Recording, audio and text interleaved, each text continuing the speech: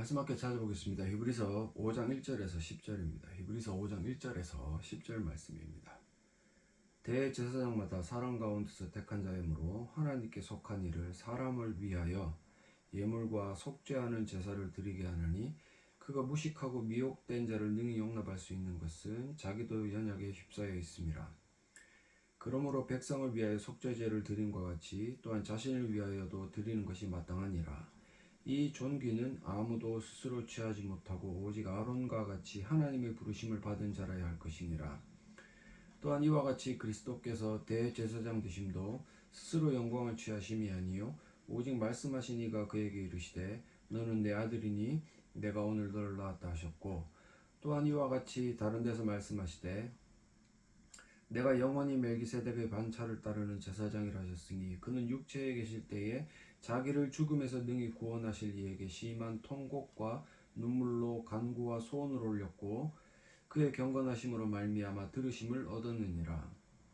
그가 아들이시면서도 받으신 고난으로 순종함을 배워서 온전하게 되셨은즉 자기에게 순종하는 모든 자에게 영원한 구원의 근원이 되시고 하나님께 멜기세덱의 반차를 따른 대제사장이라 칭하심을 받으셨느니라. 아멘. 날씨가 갑자기 추워졌죠, 그죠? 그리고 살아가는 세상이 굉장히 흉흉하고 뒤숭숭합니다. 전쟁도 또 이스라엘이 전쟁이 났고 또 갖가지 뉴스를 보면 이게 과연 정상일까라고 말할 정도의 이상한 지금 시기를 지나고 있습니다. 물론 이 시기가 회복이 되어서 조금은 더 살기 좋은 세상이 되면 참 좋겠는데 참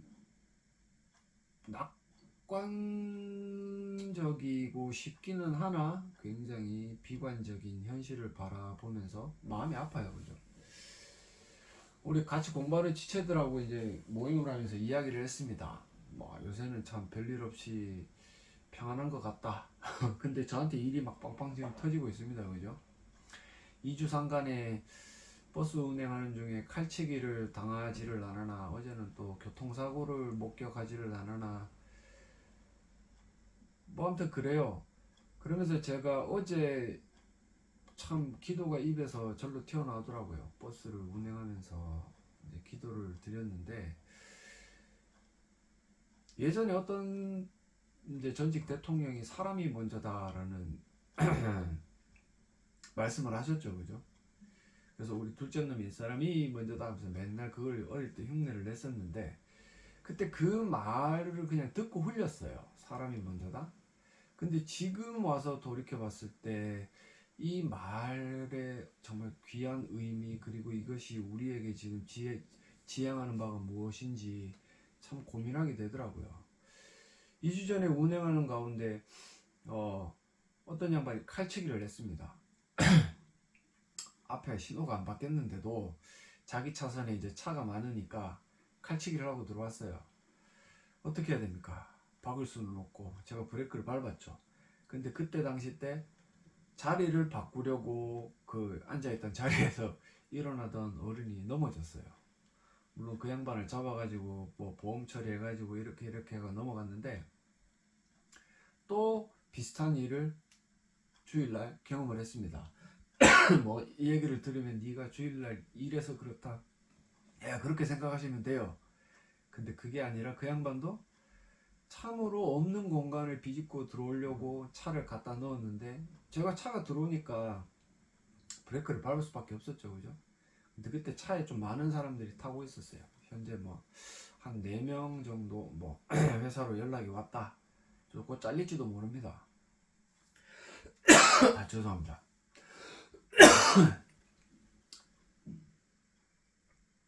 칼치기를 하고 안 하고가 중요한 게 아니고요. 할 수도 있겠죠. 뭐가 그래 급한지. 근데 버스에 사람이 타고 있잖아요.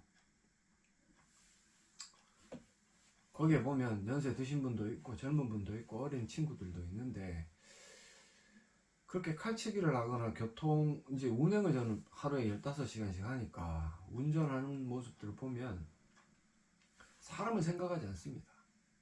자기 자신밖에 몰라요. 내가 빨리 가야 되고 내가 편하게 가야 되고 내가 저 차보다 앞에 서서 신호를 받아야 되는, 그렇다고 해서 빨리 가느냐? 그것도 아니에요. 교통 시내 대구시 그 시내 교통 흐름을 보면 항상 신호가 걸리기 때문에 버스 중에도 그런 분들이 있어요. 제 차를 추월해 가지고 막 빨리 갑니다. 근데 가면 만납니다. 가면 또 만나게 되어져 있어요.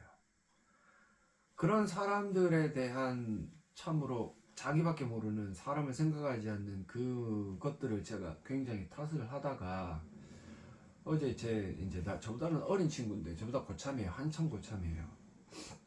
물어봤어요. 도대체 기사님은 그 칼치기 하는 차들을 어떻게 피합니까? 물론 당할 때도 있답니다. 하면서 그 친구가 하는 이야기가 뭐냐면은 무조건 양보합니다 라고 이야기를 해요. 물론 그 친구가 양보하는 이유는 좋든 싫든 사고를 내면은 회사에 안 좋아요. 소위 말해 찍힙니다. 그렇기 때문에 회사에 불려 들어가는 것도 싫고 그래서 무조건 양보한다라고 이야기를 해요. 그러면서 제가 그 얘기를 듣고 제 스스로에게도 질문을 해봤습니다. 너 양보하니? 안 하더라고요. 할 때도 있지만 또한 안 할 때도 있어요. 끼워주기 싫고 뭔가 내가 빨리 가야 될 것 같은 마음. 그런데 제 뒤에는 누가 타고 있습니까? 승객들이 타고 있다는 거죠. 저조차도 사람들을 생각하지 않고 그 사람들의 목숨을 귀하게 생각하지 않는 모습을 바라보면서 참 오히려 이거는 예견된 사고다. 물론 그 사람들이 칼치기를 한 거는 100% 잘못입니다. 그렇지만 그에 대해서 물론 제가 그렇다고 그거를 야 이걸 예견할 수 있었나 라고 싶지만 하여튼 이 사건을 계기로 봤을 때 이런 사고가 제가 계속 이런 식으로 운전을 한다면 계속해서 발생할 수밖에 없다라는 생각을 하게 만들더라고요. 그러면서 어제는 별 그거 없었어요. 운행을 하는데 횡단보도에 차를 신호가 바뀌어가지고 차를 이제 버스를 세우고 사이드를 당겨놓고 앞을 보면서 딱 있는데 갑자기 뭐가 빵 거리는 소리가 나요. 제가 고개를 이렇게 돌려봤죠. 자전거가 널브러져 있는 거예요. 신호는 이미 바뀌었어요. 신호가 바뀐 지 한 5초는 지난 것 같아요. 그런데 신호를 못 받겠죠. 신호 위반을 한 승용차가 자전거를 타고 지나가는 할아버지를 때려버린 겁니다. 제가 너무 놀랐어요. 그래서 119에 전화해가지고 이렇게 신고하면서 저는 신호가 바뀌어서 진행을 하는데 할아버지 다리밖에 못 봤어요. 다리밖에 못 봤는데 미동도 안 해요. 그런데 그 운전자였던 젊은 여자분은 그 어른을 확인도 안 하고 전화기를 들고 제가 잘못 봤나 했어요. 아무렇지도 않은 표정이에요. 옆에서 목격한 저도, 직접 목격한 건 아니고 그냥 사고나 현장을 본 저도 마음이 너무 아파서 저 어른 어떡하지? 근데 사고 낸 당사자는 제가 진짜 잘못 봤나 몇 번을 봤습니다. 정말 아무렇지도 않은 듯 그냥 전화를 하더라고. 119에 전화를 했겠죠. 그죠?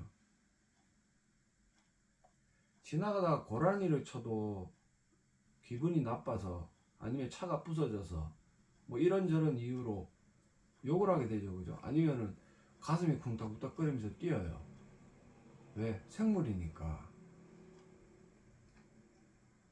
그런데 그분은 몰라요. 뭐 그분 심정까지 제가 뭐 속을 들여다볼 수는 없으니까 어떤 건지는 모르겠지만 원래 그렇게 사고가 나면 가서 생존 유무를 확인해야 되는 거 아닙니까? 어떤 상태인지. 물론 전화를 하면서 가는 게 맞겠지만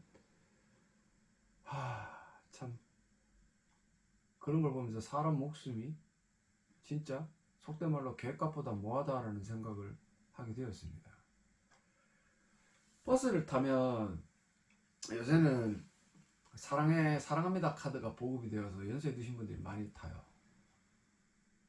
정말 올라오기도 힘들어하는 어른들이 하루에 150명, 적게는 100명 정도, 많게는 요새는 150명 이상도 탑니다. 그런데 버스가 주행 중에는 서지 않는 게 원래 원칙이에요. 이게 법이 아니기 때문에 넘어지면 다 기사 책임은 맞아요. 그런데 왜 일어나는지 제가 이해를 못하는 거죠. 제가 뭐 늦게 내린다 할맛이 빨리 내렸어 하면서 못 듣게 하는 것도 아니고 사이드 땡겨놓고 다 기다려줍니다. 대부분의 기사들이 그렇게 기다려줘요. 그런데도 불구하고 차 속도가 빠름에도 불구하고 일어나가지고 붙들고 서 있습니다. 그러면서 제가 그러죠. 앉으세요 그러면은 꼭 붙들고 있습니다 라고 이야기를 해요. 급정 가면 다 넘어집니다. 여러분들이 잘 모르시는데 버스나 화물차의 브레이크는요, 발을 대서 약간만 눌러버리면 급정거가 바로 됩니다. 그러면 다 넘어져요. 그런 어른들이 넘어지면 어디 한 군데 부러지겠죠, 그죠? 부러지면 그 어른이 병원에 가서 치료를 받는다고 하더라도 그 뼈가 붙습니까? 안 붙어요. 70이 넘고 80이 넘었는데 그 뼈가 어떻게 붙습니까?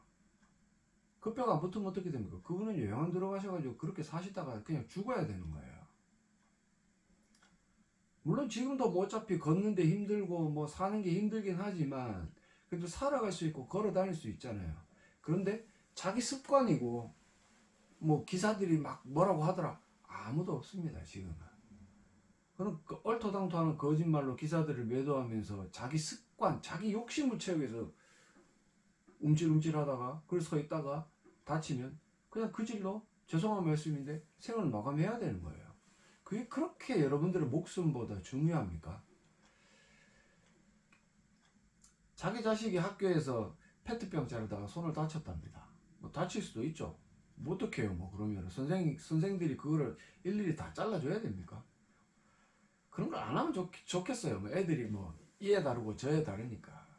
그런데 그 부모라는 작자들이 선생을 괴롭히다가 뭐 선생이 참 안타깝게 그렇게 됐는데, 그리고 애가 1학년인 애가 응가를 하고 똥꼬에 똥이 묻어 있었답니다.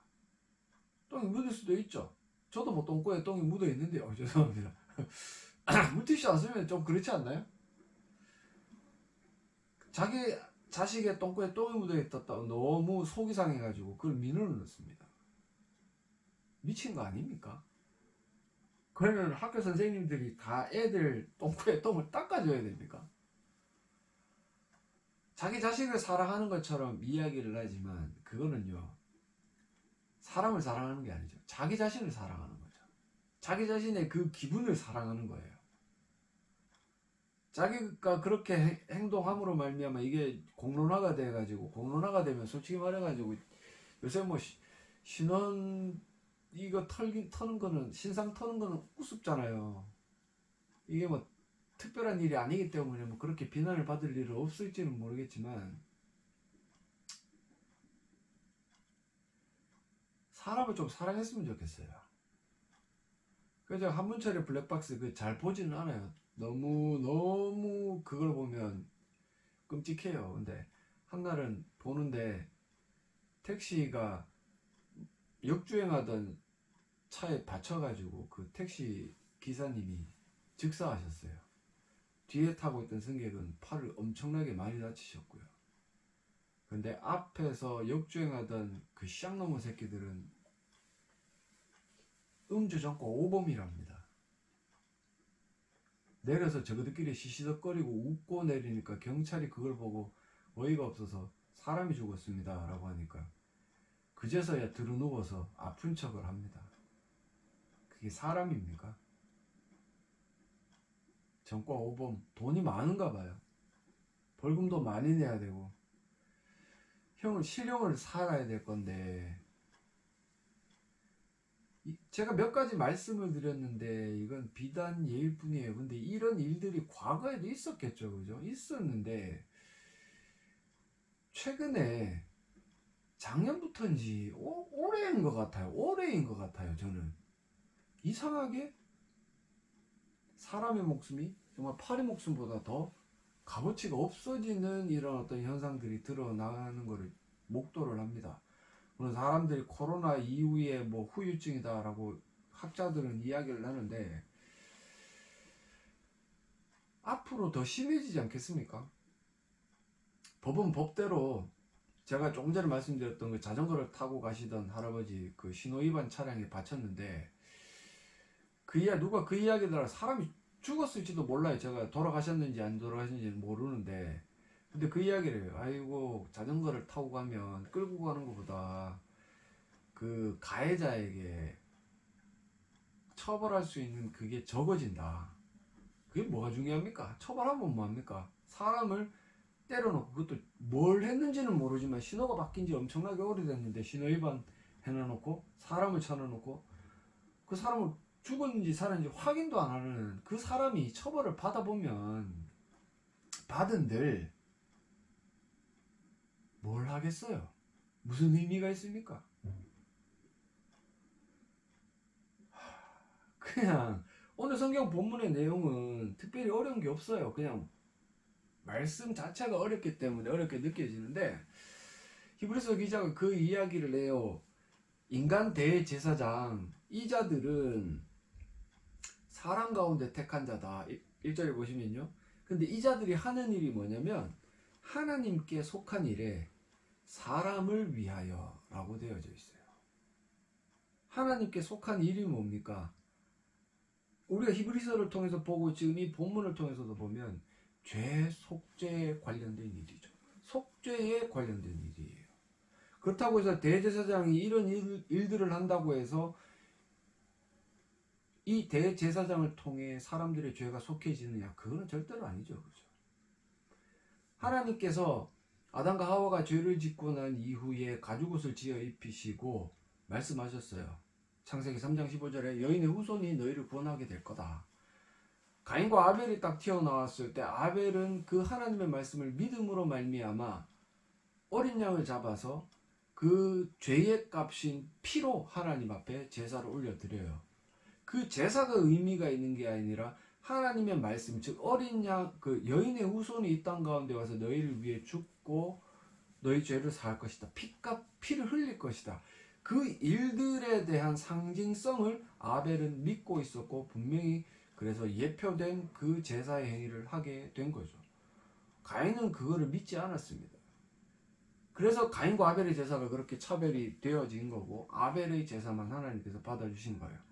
그리고 아브라함, 뭐 뒤이어진 6월절 어린 양, 모든 것들이 뭐예요? 예수 그리스도를 드러내고 예수 그리스도를 통해서만이 구원을 받을 수 있음을 보여주는 하나의 예표된 행동들이다. 그 예표된 행동 가운데 하나인 제사의 행위를 이 대제사장이 감당했고 이 제사의 행위는 하나님께 속한 일에 사람을 위하여 하는 일이다. 하나 물어볼게요. 뭐 만인 제사장설이라고 이야기를 하고 특별히 우리가 지금 시대에 목사들을 제사장이라고 제사장 행하던 일을 행하는 사람이라고 이야기를 하는데 분명히 말씀드렸지만 이 이스라엘의 대제사장도 죄를 없앨 수 있는 능력은 없었어요.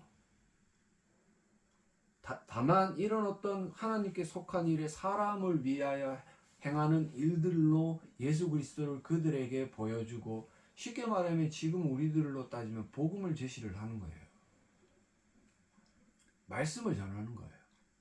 어떤 일이기 때문에 하나님께 속한 일이고 이게 사람을 위하여 행하는 일이기 때문에 그래요.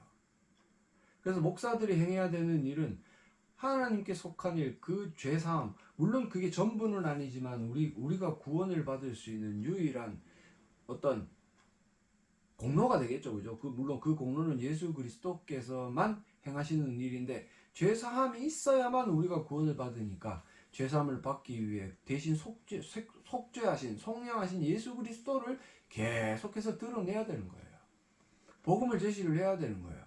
세상에 어떤 속해 있는 정치적인 이야기나 인문학적인 이야기나 뭐 이렇게 하면 잘 살고 저렇게 하면 잘 살고 부부간의 관계가 이렇게 하면 좋고 어떻고 저떻고 자식은 이렇게 키우고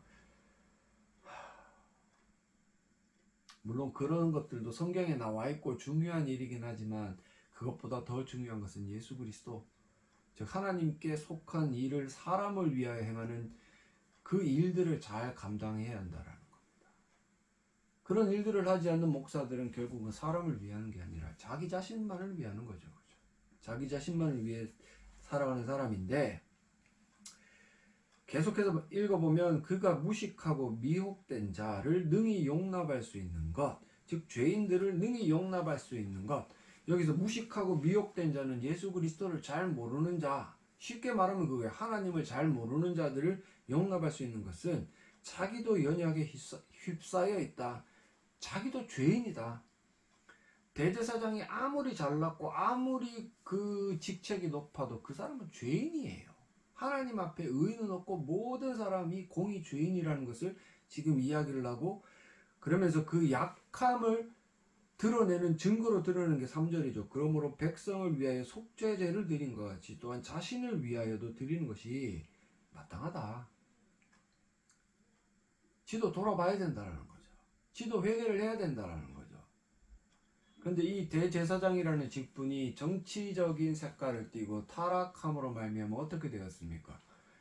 유대인들의 머리 꼭대기에 서가지고 모든 것들을 좌지우지하는 정치 권력이 되어져 버린 거예요. 그게 어찌 보면 뭐 지금 목사랑 다를 게 뭐가 있습니까? 목사들도 이 연약에 휩싸여져 있는 사람들을 용납하고 자기 자신도 돌아보면서 사람들을 위해 일을 해야 되는데, 좀 대형교회 목사들은 대단합니다. 뭐 무소불위의 어떤 권력을 가지고 있죠. 돈도 어마어마하게 많아요. 그러면서 부목사가 지 마음에 안 들면 자르고 지보다 설교를 잘하면 잘라버리고, 하여튼 그래요. 뭐 자꾸 말해봐야 입만 아프고. 근데 중요한 거는 4절에 이 존귀, 하나님께 속한 일에 사람을 위하여 이런 제사를 드리는 이 존귀한 일을 아무도 스스로 취하지 못하고 오직 아론과 같이 하나님의 부르심을 받은 자, 하나님께서 부르시고 하나님께서 택하셔야 가능한 거예요. 이걸 뭐 우리는 소명이다라고 이야기를 하면서, 목사 된 사람 다 이야기하잖아요. 뭐 저것마고 서운 기도했다, 뭐 나는 꿈에서 뭐를 봤다, 말씀을 통해 번쩍했다. 근데 제가 생각하는 이 자격은요, 물론 하나님께서 주신 달란트가 첫 번째인 것 같아요. 사람을 생각하는 거, 그리고 설교할 수 있는 이 스피치 능력, 그리고 복음만을 전할 수 있는 결단력, 그리고 복음을 해석할 수 있는 지혜 같은 것들. 이게 뭐 하나님께서 부르셨다라고 이야기할 만한 증거 아닙니까? 뭐 서원 기도를 통해, 아니면 나는 뭐 꿈을 꾸고 이래 왔다라고 이야기하는 인간들 치고, 솔직히 말씀드려서 제대로 설교하는 인간 하나도 못 봤습니다. 죄송한 말씀인데, 지금까지 내용을 딱 정리를 하면 그거예요. 대제사장은 하나님께 속한 일, 즉 속죄의 일을 사람을 위하여 행하는 존재인데 지도 약하다. 그럼 지 자신도 돌아보고 지 자신을 위해서 속죄제도 드려야 되고, 근데 그렇지만 그래도 대제사장의 어떤 그 위치를 무시하는 건 아니고 훌륭한 사람 맞아요. 근데 그 사람은 결국 하나님께서 부르셔야만 가능하고, 하나님께서 부르셨다라면 하나님께 속한 일만 해야 되는 게 정상이겠죠. 그죠? 그래서 5절에 이제 예수 그리스도가 등장을 해요. 또한 이와 같이 그리스도께서 대제사장 되심도 스스로 영광을 취하심이 아니요 오직 말씀하신 이가 그에게 이르시되 너는 내 아들이니 내가 오늘 너를 낳았다 하셨고, 예수께서 이 땅 가운데 오셔서 우리의 대제사장으로서 속죄, 즉 속량, 십자가의 죽음을 이루어내신 것도 결국은 하나님께서 이 일들을 계획하시고 보내셨다는 거죠. 그럼 6절에 또한 이와 같이 다른 데서 말씀하시되 내가 영원히 멜기세덱의 반차를 따르는 제사장이라 하셨으니, 여기서 멜기세덱의 반차를 따르는 제사장, 멜기세덱의 반차를 따르는 제사장은 결국 앞부분에 나오는 뭐예요? 아론에 속해 있는 사람들. 지금 보면 4절에 보시면은 오직 아론과 같이 하나님의 부르심을 받은 자, 대제사장은 아론의 계열에서만 나왔어요. 그죠? 우리가 아는 게 맞아요. 아론의 계열에서만 나왔는데 예수님은 유다지파 소속이시죠. 유다지파. 근데 하나님께서 분명히 그렇게 사람들이 이야기하겠잖아요. 이런 성경을 보면 분명히 대제사장은 아론 계열인데 예수 그리스도는 유다지파 아니냐. 어떻게 예수 그리스도가 대제사장이 될 수 있느냐. 근데 성경에는 뭐라고 이야기를 합니까? 분명히 하나님께서 못 박아 이야기해서 네가 영원히 멜기세덱의 반차를 따르는 제사장이다. 여기서 우리가 한 가지 살펴볼 수 있는 거는요, 대제사장이라는 직분이 이렇게 꼬이고 타락하게 된 것 중에 하나가 뭐냐면 혈통성이에요. 혈통성. 물론 이스라엘 백성들이 그렇게 타락해서 하나님을 배반한 것도 혈통성과 특권의식이죠. 배타주의, 배타적 민족주의 뭐 이런 것들. 나는 아론 지파의 사람이기 때문에 대제사장이 될 수. 니는 아무리 똑똑해도 아론 지파가 아니기 때문에 아니야. 하나님께서는 분명히 이를 통해서 대제사장이 임명되는 것은 아론 지파에서 나오도록 하신 게 맞지만 하나님께서 하나님의 부르심을 받아야 된다라는 걸 말씀을 하고 싶은 거예요. 그러면은 하나님께서 부르신 존재들은 저나 저 사람이나 이 사람이나 저나 다 똑같은 존재라는 사실입니다. 그러면 똑같은 존재이면 목숨값도 똑같은 거죠. 그죠? 물론 우리가 그 교회에 있는 우리의 이웃들만을 사랑하라고 말을 하면 안 되는 거예요. 세상 가운데서도 저 사람도 똑같은 목숨값을 가지고 있을 줄 몰라요. 왜? 저 사람이 구원을 받을지 안 받을지는 아무도 모르니까. 그런 것들을 떠나서도 하나님께서는, 예수 그리스도께서는 이웃을 네 몸과 같이 사랑해라. 그죠? 지 몸과 같이 사랑했으면 지 자식 똥꼬에 똥이 묻었다고 민원을 넣겠습니까? 똥꼬에 똥 묻어 있으면 어떻습니까? 뭐 닦아주면 되고 씻겨주면 되는 거죠. 그리고 또 가르치고, 지가 가르치기는 쉽고, 그건 뭐예요? 선생님이 애들 똥꼬를 닦아줘야 된다는 얘기죠. 어린이집입니까? 뭐 4살. 저도 애들 똥꼬를 닦아줬죠. 어릴 때는 닦아줘야 돼요. 아니면은 똥도 고르니까. 아유, 이제 자꾸 아침부터 똥 얘기를 해요. 죄송한데 하여튼 그래요. 똑같은 사람 목숨이고 똑같은 위치에 있다라고 생각하면 갑질의 문화는 없는 거예요. 갑질할 수가 없는 거죠. 지금 예수 그리스도를 통해서 우리에게 보이시고자 하는 거는, 하나님께서 야, 내 마음이야. 내가 세우는 거야. 근데 내가 세우는데 중요한 거는 나한테 속한 일을 사람을 위하여 하는가를 너희가 봐 라고 말씀을 하시는 거예요. 7절에 그는 육체에 계실 때 자기를 죽음에서 능히 구원하실 이에게 심한 통곡과 눈물로 간구와 소원을 올렸고, 그의 경건하심, 여기서 경건하심이란 죄 없으심에 대한 이야기입니다. 말미암아 들으심을 얻었다. 뭐 예수님이 겟세마네 동산에서 그랬죠. 이 잔이 너무 힘듭니다. 할 수 있으시면 이 잔을 제게서 옮겨주시고 다만 아버지 뜻대로 하십시오 라고 이야기를 했어요. 죄인을 왜 죽는 게 쉽습니까? 예수님이 너무 힘드시니까. 그 육신에, 어차피 예수님도 육신으로 이 땅 가운데 오셨기 때문에 자기 자신의 죄가 아니었어요. 예수님은 모든 인류의 죄를 짊어지셔야 되니까 그 어떤 모든 중압감이 어마어마하니까 하나님을 의지하실 수밖에 없으셨던 거예요. 저도 어제 제 입에서 정말 오랜만에 기도가 그냥 터져 나왔는데, 그 이유가 뭐냐면 하나님을 의지할 수밖에 없음을 인정했기 때문에 그래요.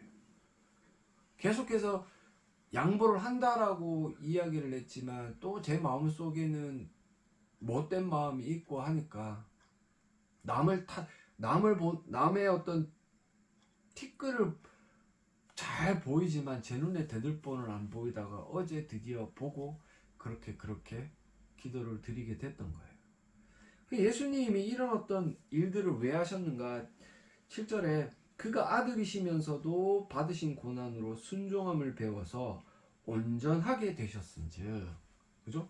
온전함이라는 거는 쉽게 말씀드리면 우리의 구원의 근거가 될 수 있는 완전함이라는 거죠. 무죄함이라는 거죠. 죄가 없다라는 거예요. 죄가 없으신 그분이 우리의 모든 죄를 짊어지고 십자가에 달려 죽으심으로 죄값을 치르시고, 죄가 없으시기 때문에 사망에 매여 있을 수 없어서 그가 부활하셨고 하늘 보좌 우편에서 우리의 통치자가 되셨기 때문에 그는 온전하신 분, 완전하신 분, 우리의 통치자, 왕이시다라는 사실을 이야기를 하는 거죠. 그래서 자기에게 순종하는 모든 자에게 영원한 구원의 근원이 되시고 하나님께 멜기세덱의 반차를 따른 대제사장이라 칭하심을 받으셨다. 아멘 아닙니까? 뭐 10절 말씀이야 조금 전에 말씀드린 대로 예수 그리스도가 대제사장 멜기세덱의 반차를 따른다. 분명히 대제사장이야. 너네 뭐 아론 지파가 아니라고 토달지 마. 왜? 하나님께서 아론 지파를 세우셨기 때문에 그 지파가 아닌 가운데 누군가를 세우는 것도 하나님의 마음이시기 때문에 뭐 이런 말씀을 하시는 거죠. 중요한 건 9절이죠.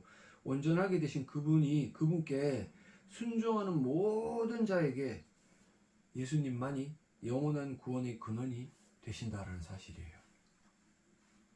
정리를 해보면 그거죠. 대제사장은 하나님께 속한 일, 즉 속죄의 일을 사람을 위하여 한다. 예수님도 대제사장으로서 이 땅 가운데 오셔서 하나님께 속한 일인 그 속죄의 일을 사람을 위하여 하셨다. 근데 그 예수님의 그 사람을 위하여 하신 속죄의 일은 순종이다. 순종을 통해 하나님의 말씀에 순종함을 통해 온전하게 되셨고, 그래서 그 예수님의 말씀에 온전히 순종하려고 애쓰는 자들 100% 순종할 수 있는 사람은 아무도 없어요. 이거는 분명히 맞아요.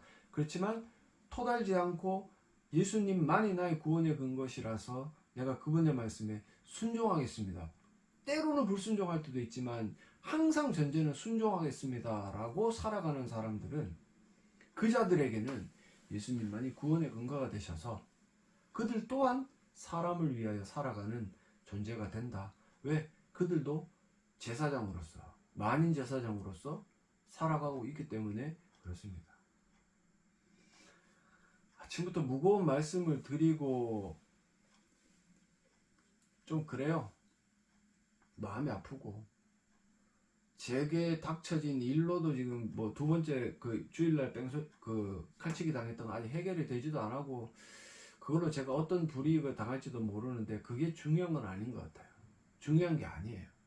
제 마음에 사람을 사랑하는 마음이 굉장히 팍팍하게 줄어들었다.